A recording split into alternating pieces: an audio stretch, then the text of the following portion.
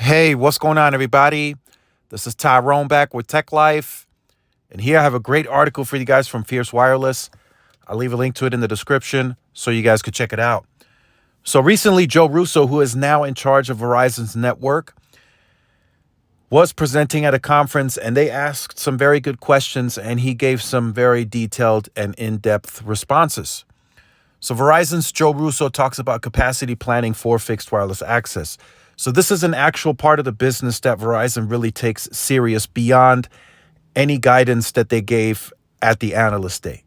They're not just wanting this to be a extra capacity model. They're actually willing to go and deploy whatever's necessary, even if that requires capital.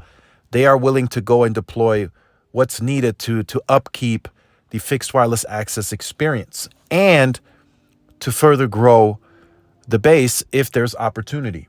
So that could be cell splits, that could be more tower sites, that could be small cells in specific strategic areas around the neighborhood to offload. All of that is part of the capacity planning. Now, he didn't really disclose that at this conference, but they have talked about that previously. So it's a very interesting model. So and I'll touch on that briefly, just the difference between them and T-Mobile. T-Mobile is trying to create a revenue stream off of extra capacity. And that's a great way to monetize the capacity that you have on air. Because if you continuously have high median speeds and you're seeing 600-700 megabits, then something is wrong. You're not selling the network. So that's what T-Mobile is really doing, and they're doing that in a quick fashion. I don't want to say that it'll be short-lived, but the fact that they're not willing to spend additional capital to enhance the capacity where needed to further grow this product really just shows that they are just really looking for that extra capacity. And they'll have a little bit more extra capacity once C-band and DoD goes on air, but that's not how Verizon will look at it. Verizon will look at it much differently. They don't seem to care to grow as quickly and as large of a scale as T-Mobile is, but they're looking long term. So he stated at this conference that they're comfortable with the 300,000 to 400,000 range to continue growing at that pace. And as they grow the C-band scale, who knows, that pace might accelerate, but they don't really seem too interested in that, right?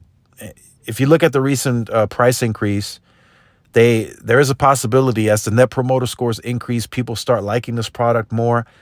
There is a possibility that they further increase price somewhere in the future. But the interesting thing to note here, for those of you who might be on this product, who might be thinking about getting this product, they are willing to spend capital to enhance the experience. So if you've been with the product, as an example, for a year and a half, and you've been enjoying 300 down and 20 up, which is what they have it capped at on both downlink and uplink, here in the future, you could be experiencing a slowdown. Now you're only getting 150, 200 by 10, right?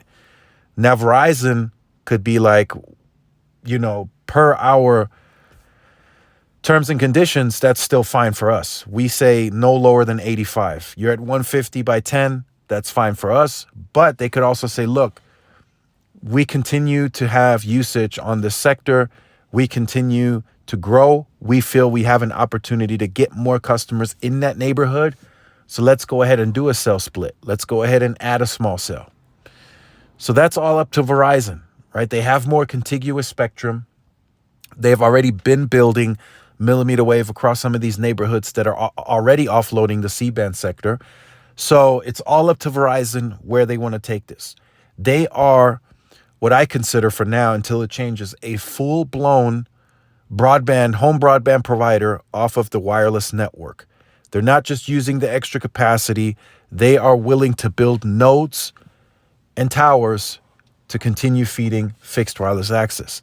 That is the complete opposite of the current model that T-Mobile is putting out into the market. So just wanted to discuss that in today's video. They look at this differently versus T-Mobile. And of course, AT&T, I don't take them too serious when it comes to fixed wireless access because they're running off of a completely different model, right? They have extra capacity, but they're not looking to fill that neither. They're just looking to serve customers that aren't part of fiber right now. That's really what I feel AT&T's looking at, and that's their model. So let me know your comments in the comments. Make sure you guys stay tuned, like, share, subscribe. I'll see y'all in the next one. Peace.